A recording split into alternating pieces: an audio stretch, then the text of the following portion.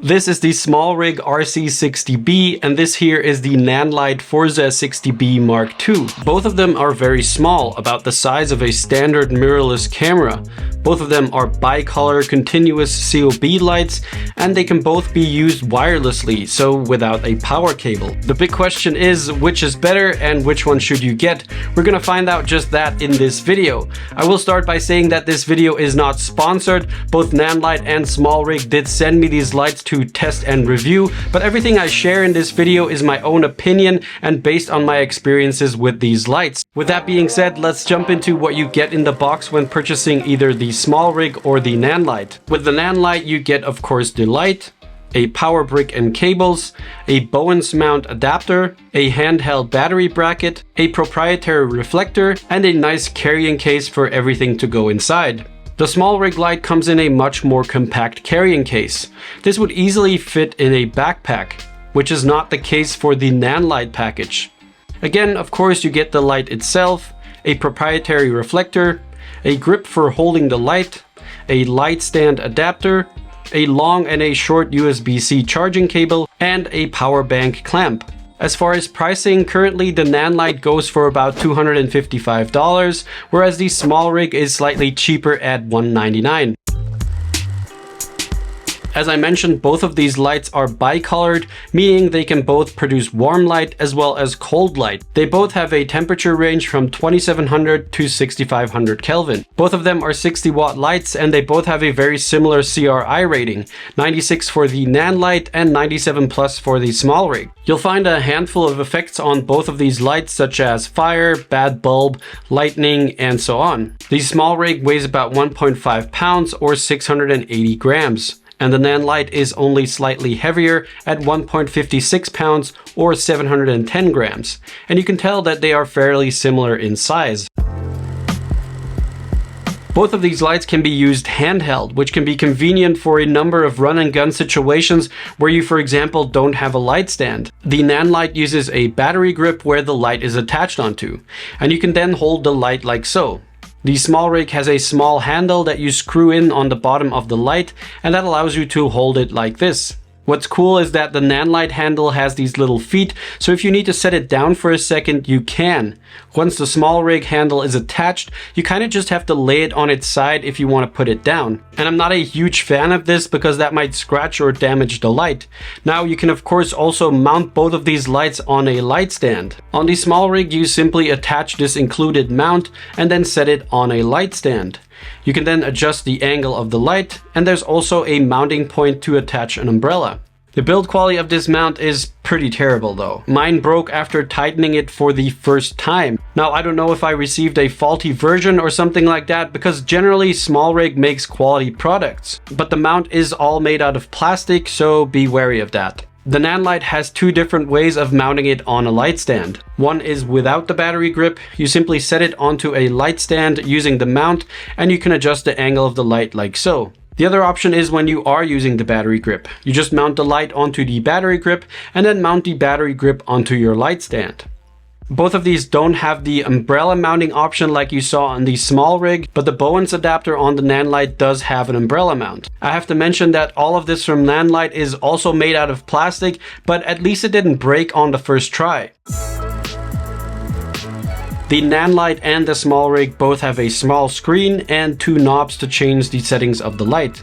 They both have a mode button to toggle between regular CCT mode and the effect modes. The cool thing about the Nanlite is that it offers full remote control of the Forza 60B with your phone through Bluetooth with the Nanlink app.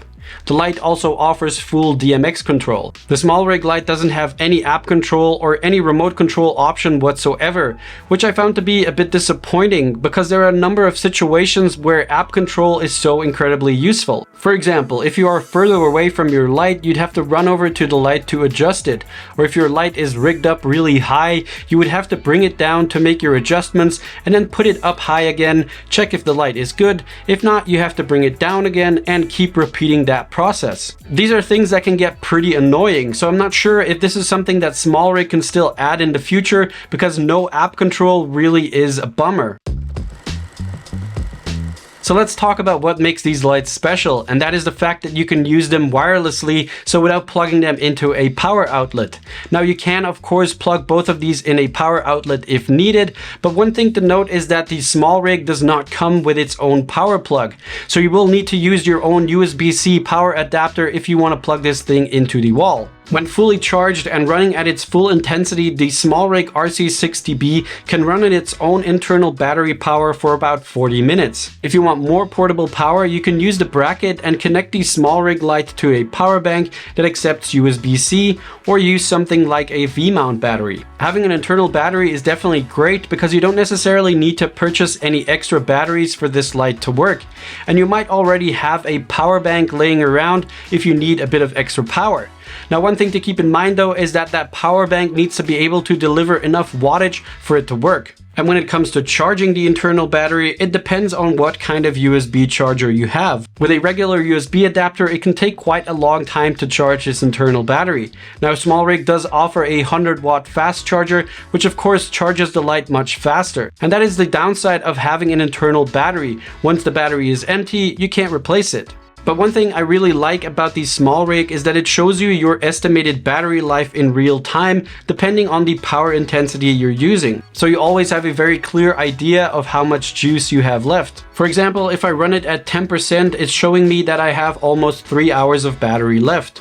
At 80%, I would have about half an hour of battery remaining. The Nanlite Forza 60B does not have an internal battery, but it works with this handheld battery bracket. You simply plug in 2 NPF style batteries to make the light work. And there are 3 interesting things about this battery bracket. One is the battery light indicator, so you can see how full or low your batteries are. It is of course not as accurate as the detailed time indication of the Smallrig. Number 2 is these little feet that you can extend on the bottom of the bracket so that you can place this light down on any flat surface. And number 3 is the ability to mount this bracket onto a light stand so you can still run it off of batteries when mounting the light. The Nanlite can run up to 90 minutes at 100% brightness on 2 fully charged NPF batteries. Now, it's not possible to run the Nanlite off a power bank because it simply doesn't have any USB connections, but you could run it on a V-mount battery. That does require you to purchase the optional V-mount battery grip. I personally really like that the Nanlite runs on NPF batteries simply because I have a lot of those batteries. So if one set runs out, I'll just have another set ready to swap out and I can continue shooting. Now, the Smallrig light is definitely innovative and it's pretty cool to have an internal battery, and it has its own advantages, but it also comes with its challenges. So it kind of comes down to how you're planning to use this light. With a power bank, with a V-mount battery, on its own internal battery, or do you like a NPF style battery system? I don't think that one is necessarily worse or better than the other. Both of these lights have audible fans, but let's just have a listen to them so you can be the judge yourself which one is louder.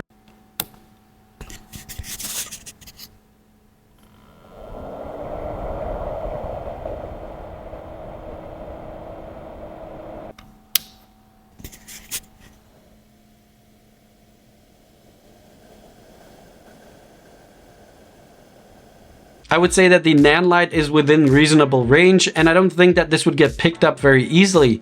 The Smallrig, however, is pretty loud, and the weird thing is that when the light is charging, so it's not even on, just charging, the fan is still on and it's still pretty loud. You can set the Smallrig light to eco mode, which increases the battery life a bit and also turns down the fan noise. The Nanlite, on the other hand, has the option to completely turn off the fan, which will, however, limit your maximum output to 30%. The Nanlite and the Smallrig both come with a reflector, and that will get you a long way with setting up different lighting scenarios. But if you want to take things a little bit further, you're going to want to use some light modifiers to change up your lighting. One of the most commonly used modifiers is of course a softbox. Both Nanlite and Smallrig offer a softbox specifically for these small lights, because they do have their own proprietary mounts, so you can't mount just any softbox on these lights. And that also goes for any other modifiers. So let's say you have a Bowens mount lantern or a Bowens mount Fresnel. or a projector. You can't mount any of these on these lights because they have their own specific mount. The Nanlite, however, does come with a Bowens mount adapter, so you can use all those standard Bowens mount modifiers on the Forza 60B Mark II. The Smallrig, however, does not offer this, so you can only use Smallrig specific modifiers on that light. And unfortunately, at the time of filming this, Smallrig does not offer many modifiers for this mount. The softbox and the reflector are currently the only ones. Nanlite, on the other hand, already has an entire range of modifiers that fit the proprietary mount of the Forza 60B. One that I really love is this projector attachment with the different gobos. This just gives you a ton of creative lighting options to play around with.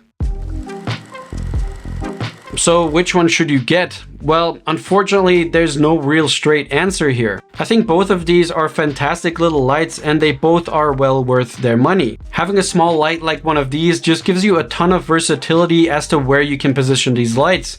And just being able to take extra lighting with you to different locations, no matter if you have power available or not, is just amazing. The Smallrig setup is definitely the most compact of the two, and it is unique in that it has a built-in battery and that you can power it off of USB-C. Now, whether or not this is actually a good thing or a must is entirely up to you and how you plan to use this light. The Nanlite system is the more evolved or complete setup. I think if you want to invest in an entire ecosystem of lighting, so with different modifiers and so on, the Nanlite is going to be your safest bet. And I have to say that the overall build quality of the Nanlite is just slightly better than that of the Smallrig. And one important thought to keep in mind is that lighting is relatively new territory for Smallrig, whereas Nanlite is a lighting company, so they are much more experienced. Also, this is the Forza 60B Mark II, so it's the new and improved version of the Forza 60B. Anyway, whichever one you end up choosing, I hope this video was able to help you in making that choice. And if you want to get some inspiration as to how you can use these lights to create some cinematic shots, I have this video right here that you should definitely check out. As always, thanks a lot for watching, and I'll see you in the next one. Bye!